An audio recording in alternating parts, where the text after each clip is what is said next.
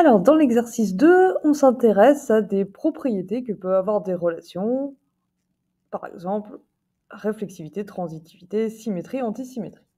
On s'intéresse dans un premier temps à la réflexivité d'une relation R sur R2 qui est définie par AB-RCD, AB est en relation avec CD, si et seulement si A supérieur à C, B supérieur à D.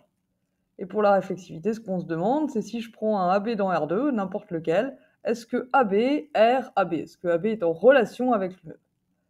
Alors prenons du coup un élément AB dans R2, il faut que je vérifie la condition, est-ce que c'est vrai que A est supérieur ou égal à A et B supérieur ou égal à B? Ça a l'air vrai, ça a même l'air extrêmement vrai. Du coup, on a bien que AB est en relation avec lui-même. Autrement dit, notre relation est réflexive. Bon, ça va. On s'intéresse ensuite à la transitivité de R. Alors, qu'est-ce que ça raconte la transitivité? Cette fois, il va me falloir non pas un, non pas deux, mais trois éléments de mon ensemble, donc trois éléments de R2, trois couples du coup, AB, CD et EF.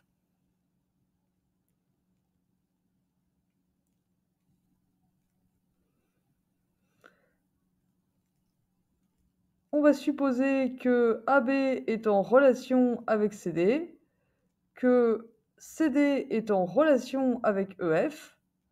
Est-ce qu'on peut en déduire que AB est en relation avec EF? Est-ce qu'on peut transiter par CD pour atteindre EF?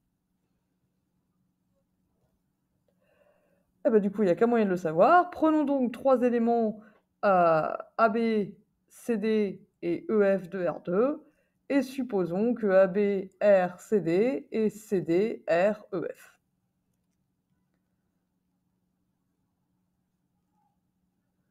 Est-ce qu'on peut en déduire? Est-ce qu'on peut en déduire que AB, R, EF? Si oui, elle est transitive, sinon ça nous donnera une idée de contre-exemple. Un contre-exemple qui démontrerait qu'elle n'est pas transitive, ce serait trois couples, tels que ABRCD, CDREF, et néanmoins AB n'est pas en relation avec EF. Alors ici, ce problème ne va pas se poser. AB est en relation avec CD, donc A supérieur à C et B supérieur à D. CD en relation avec EF, donc C supérieur à E, D supérieur à F. Alors du coup, si on prend le premier et le troisième, on a A plus grand que C, C plus grand que E, donc A plus grand que E. Et si on prend le deuxième et le quatrième, B plus grand que D, D plus grand que F, ça me dit que B est plus grand que F. Comme c'est des et partout, je suis sûr que j'ai les quatre, et je peux donc en déduire que AB est en relation avec EF. En fait, j'ai utilisé la transitivité de l'inégalité large pour trouver la transitivité de R. Et du coup, R est bien transitif.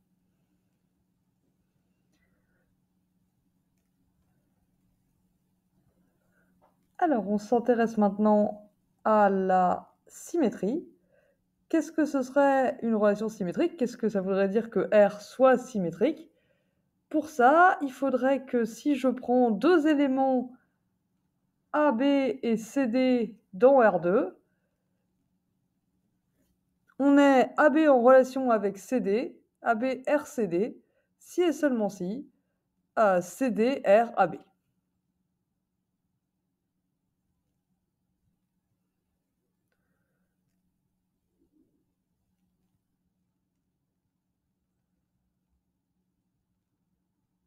Du coup, il faudrait que si j'ai A supérieur à C et B supérieur à D, que ça ce soit vrai, que ça me permette de trouver que C est plus grand que A et D est plus grand que B. Et ça n'a pas une tête à être vrai, ça. Si A est strictement supérieur à C et B est strictement supérieur à D, je pourrais certainement pas en déduire que c'est en fait C qui est plus grand que A et D qui est plus grand que B. Alors c'est pas parce que ça n'a pas l'air vrai qu'on a fini la preuve du coup. Comment on va montrer qu'elle n'est pas symétrique? Il faut qu'on trouve un exemple, un vrai contre-exemple. Il faut qu'on montre qu'il existe deux couples tels que AB RCD, BCD n'est pas en relation avec AB. Il faut qu'on arrive à trouver un couple comme ça pour avoir vraiment montré qu'elle n'est pas symétrique. À nouveau, il ne suffit pas de pointer du doigt à la définition de la symétrie et remarquer que ça n'a pas une tête à être vrai. Je veux dire, le théorème de Pythagore non plus, ça n'a pas une tête à être vrai. Donc, il faudrait qu'on trouve un couple tel que A est supérieur ou égal à C, B est supérieur ou égal à D, et soit C doit être strictement plus petit que A, soit D va être strictement plus petit que B. Ou les deux. Dans ce cas-là, ce ne sera pas vrai que CD est en relation avec AB. Si par exemple on prend AB égale, je ne sais pas, 2, 2, et CD égale 1, 1, bah, du coup, on aura bien A supérieur ou égal à C, donc... Et puis bah, du coup, vu que c'est les mêmes, B est supérieur ou égal à D, donc du coup, AB est bien en relation avec CD. 2, 2 et en R, 1, 1, ça c'est vrai. Par contre, C est inférieur à A, et ça nous suffit à dire que C inférieur à A ou D inférieur à B est vrai. Donc il est faux que 1, 1 soit en relation avec 2, 2. Et par conséquent, la relation R, eh ben, elle n'est pas symétrique.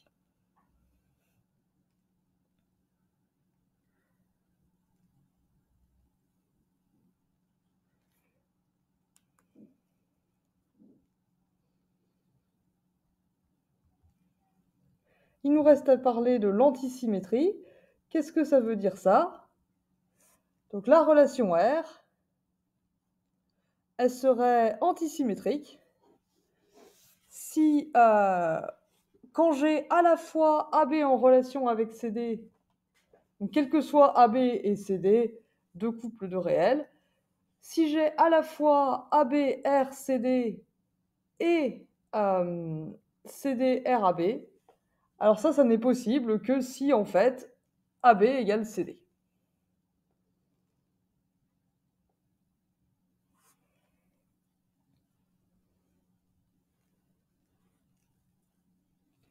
Bah, du coup, essayons. On prend deux couples AB, CD dans R2. On va supposer qu'on a à la fois AB, RCD et CD, RAB. Est-ce que je peux en déduire que AB est égal à CD, c'est-à-dire que A égale C et B égale D?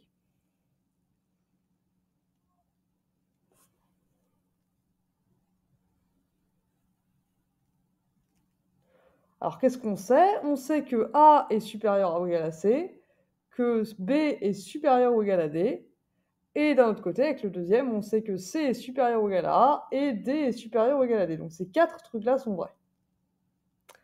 Bah, du coup, si je prends le premier et le troisième, à nouveau, A supérieur ou égal à C, C supérieur ou égal à A, ça c'est l'antisymétrie de l'inégalité large, ça me dit que A égale C. Et pareil pour B et D, B supérieur ou égal à D, D supérieur ou égal à B, bah, ça me dit que B égale D. Donc on a bien que le couple AB est égal au couple CD. Et du coup, ma relation R, elle est bel et bien antisymétrique.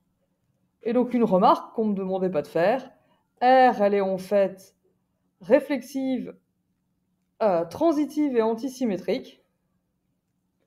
Ça a un nom, on appelle ça une relation d'ordre.